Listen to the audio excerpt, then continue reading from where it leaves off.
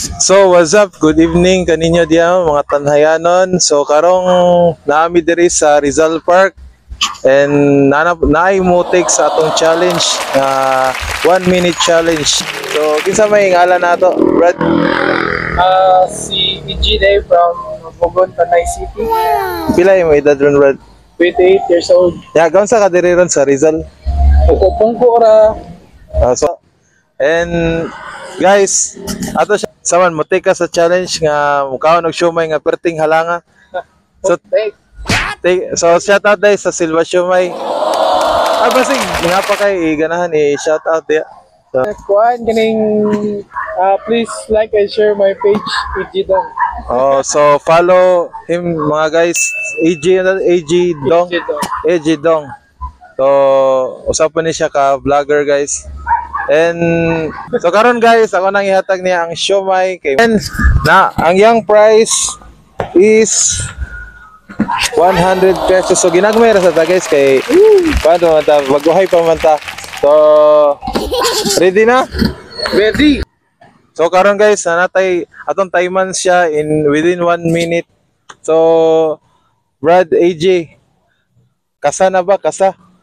Sige. So ato na siyang timeran in 3, 2, padul ari, kan?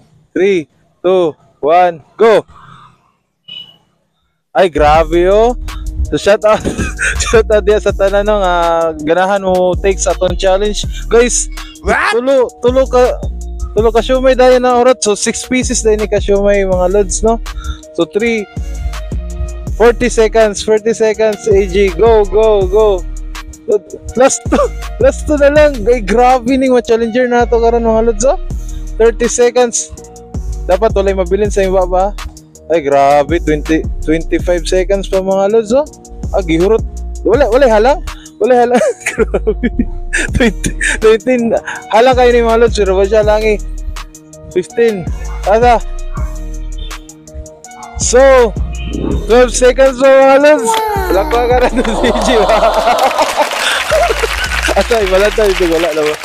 Wala na. Ay, grabe. So, napa siya 12 seconds mga lods. Grabe, 6 pieces siomay. 48 seconds. So, congrats, Brad. AG, so nakatawag ka 100 pesos.